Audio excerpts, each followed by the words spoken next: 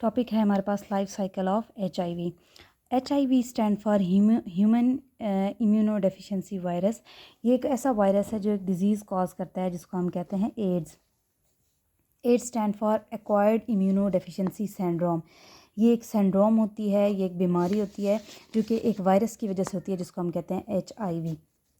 अब जो हमारे पास HIV है, अब हम इसका क्या डिस्कस करेंगे, इसका स्ट्रक्चर डिस्कस करेंगे। स्ट्रक्चर में जो सबसे पहला पार्ट आता है उसको क्या कहा जाता है, इन्वेलप। हम साथ साथ ड्रॉ भी करेंगे। अब जो इन्वेलप होती है it is made up of 2 lipid की लेयर्स। ठीक है, 2 लिपिड की लेयर्स। अगर हम ड्रॉ करें तो इस तरह लिपिड की एक लेयर ये होती है, ठीक है, और ये क्या होती है, दूसरी लेयर। यानी कि लिपिड्स की हमारे पास कितनी लेयर्स हैं, 2 लेयर्स हैं, जिसको हम कहते हैं, इस वजह से हम इसको कहते हैं कि ये हमारे पास क्या है, लिपिड बाइलेयर है। अब ये जो हमारे पास लिपिड बाइलेयर है, ये जो इन्वेलप है, इसके अंदर इस तरह करके क्या होती हैं, कुछ लिपोप्रोटीन्स भी होती हैं, सॉरी ग्लाइकोप्रोटीन्स भी होती हैं। ठीक है, ये जो एनवेलप है इसके ऊपर क्या होती हैं, कुछ इस तरह के, कुछ शेप के क्या होते हैं, ग्लाइकोप्रोटीन्स होती हैं। इनको हम क्या कहते हैं, स्पाइक्स। ठीक है, इनको हम क्या कहते हैं, ये क्या हैं, दीज आर स्पाइक्स। तो क्या होता है, हमारे पास स्पाइक्स होती हैं, और स्पाइक्स हमारे पास किससे मिलकर बने होते हैं, ग्लाइकोप्रोटीन से। ठीक हो गया, तो ये डबल मेम्ब्रेन हो गई और ये स्पाइक्स हो गए, और ये हमारे पास क्या बन गई, इन्वेलप। इन्वेलप के बाद जो अगला पार्ट होता है वो हमारे पास क्या कहलाता है, वो कहलाता है कैप्सिड। क्या कहलाता है, कैप्सिड। कैप्सिड एक प्रोटीन का शेल होता है which is made up of few सब यूनिट्स, इनको कहते हैं कैप्सोमर्स। जैसे मैं आपके सामने ड्रॉ करूँगी तो देखिएगा, ये हमारे पास कैप्सोमर्स मैं आपके सामने ड्रॉ कर रही हूँ, ये भी कैप्सोमर है, ये भी। तो बहुत सारे जब कैप्सोमर्स आपस में जुड़ जाते हैं तो वो क्या बनाते हैं, वो कैप्सिड बनाते हैं। ठीक है, ये कैप्सोमर्स हैं जो कि क्या बनाते हैं, कैप्सिड बनाते हैं। तो ये हमारे पास क्या बन गया, कैप्सिड। और ये जो सब यूनिट्स हैं इनको मैं क्या कहूँगी, ये क्या हैं, कैप्सोमर्स। अच्छा, अब ये जो कैप्सिड है, ये कैप्सोमर्स हैं, इसके अंदर वाला जो पार्ट है उसको हम कोर कहते हैं। कोर के अंदर हमारे पास 2 सिंगल स्ट्रैंडेड RNA होते हैं। ठीक है, हमारे पास अगला पार्ट क्या है, कोर। और कोर में क्या है, 2 सिंगल स्ट्रैंडेड क्या होते हैं, RNA, और होते कितने हैं, 2।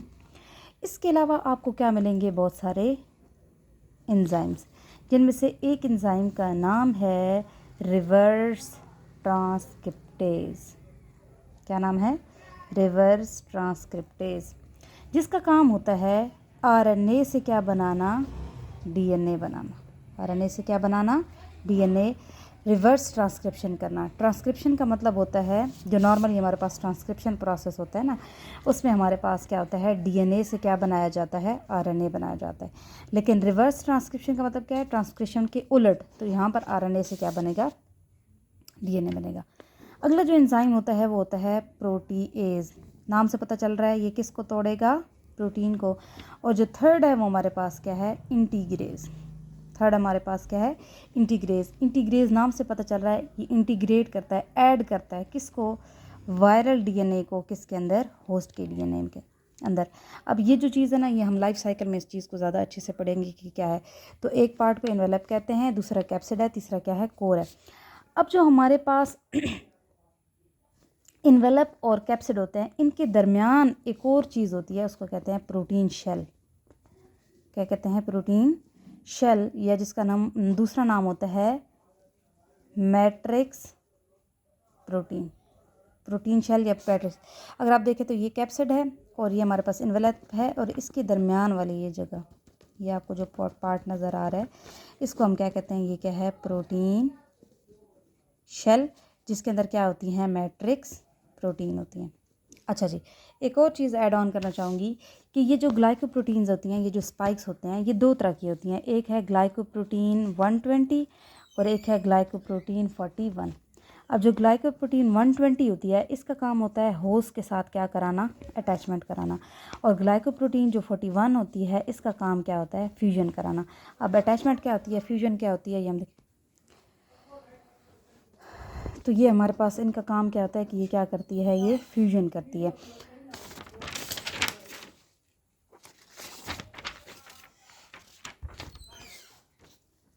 अब हम बात करते हैं about life cycle of HIV। अब हम ये देखेंगे कि आखिर जो HIV है वो काम कैसे करता है।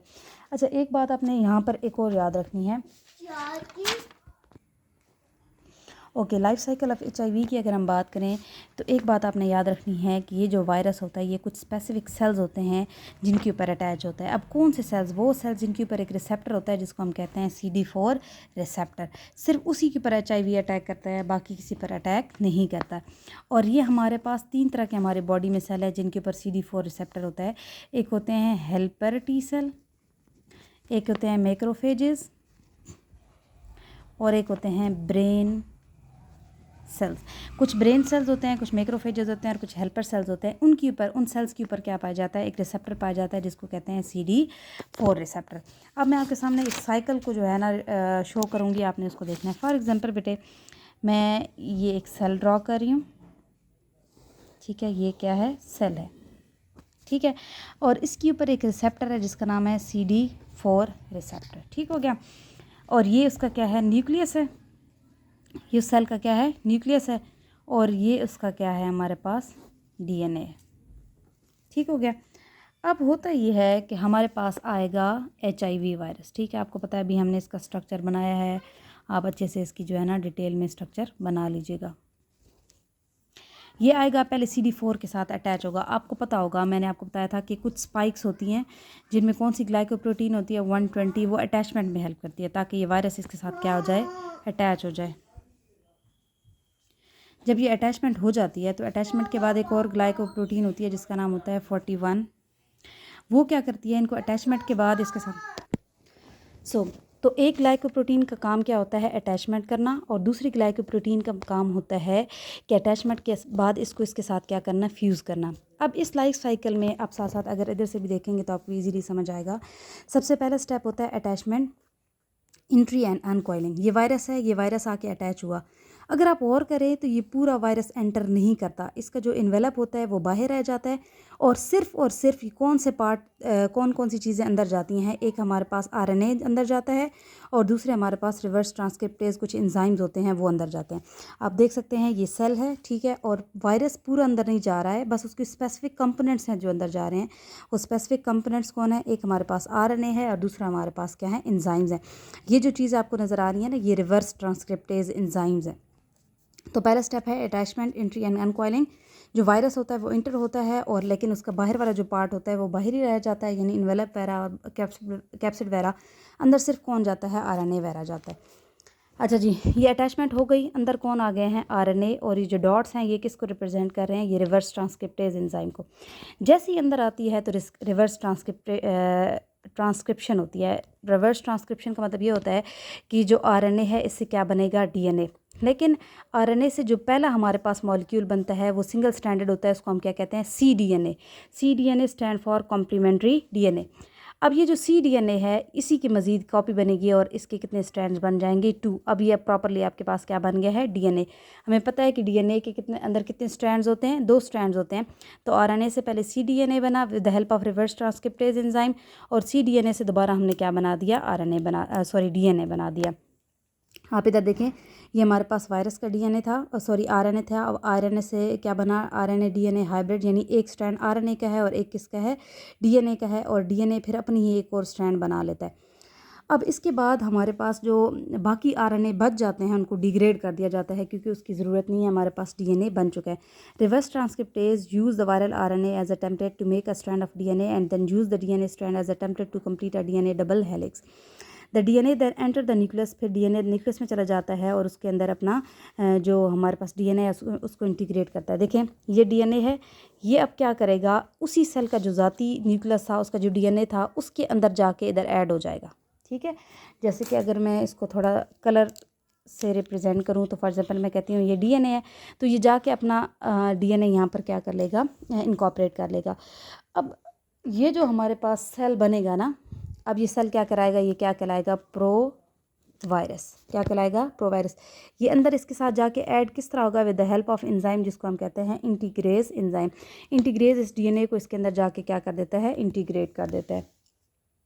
थर्ड स्टेप हमारे पास क्या होता है कि जब ज़ाहिर इसके अंदर जाके इंटीग्रेट होगा, अब दोबारा इसे ये डीएनए वर्क करेगा और इससे हमारे पास क्या बन जाएगा, आरएनए। इधर से क्या बन जाएगा, आरएनए, और इस आरएनए का नाम है मैसेंजर आरएनए। ठीक है, अब अगर आप गौर करें तो ये जो अंदर डीएनए ऐड हुआ है ये किसका है, ये वायरस का डीएनए है ना। तो इसकी वजह से हमारे पास क्या बनेगी, ये आरएनए बनेगा, आरएनए बाहर आएगा और ये क्या बनाएगा, बहुत सारी प्रोटीन्स। क्या बनाएगा, बहुत सारी प्रोटीन्स। अब कुछ प्रोटीन्स होंगी जो कैप्सिड बनाएंगी, ठीक है, कुछ प्रोटीन होंगी जो हमारे पास मैट्रिक्स प्रोटीन बनाएंगी, कुछ इन्वेलप बनाएंगी। मतलब इस तरीके से हमारे पास वायरस के कंपोनेंट्स बनना शुरू हो जाएंगे। देखिए ये बहुत सारे कैप्सिड बन गए, इनके अंदर आरएनए आ गए, इनके अंदर एंजाइम्स आ गए। जब बहुत सारे वायरस के पुर्जे तैयार हो जाते हैं तो वो वन बाय वन यहाँ से, ये जो अब सेल मेम्ब्रेन है ना, ये क्या प्रोवाइड करेगी, ये एनवेलप प्रोवाइड करेगी। ये देखें, ये कैप्सिड और आरएनए वगैरह यहाँ पर आए, ये जो सेल मेम्ब्रेन है ये इसके साथ क्या हो जाएगी, ऐसे थोड़ी अटैच हो जाएगी और यहाँ से क्या निकल जाएगा, एक पूरा वायरस। अगर आप यहाँ पर डायग्राम में देखें, ये कैप्सिड है और आरएनए वगैरह हैं और यहाँ से मेम्ब्रेन इनके साथ अटैच हो रही है और ये देखें कि एचआईवी बन रहा है। यानी एक एचआईवी की वजह से बहुत सारे एचआईवी बनना शुरू हो जाते हैं। तो ये इसका लाइफ साइकिल है।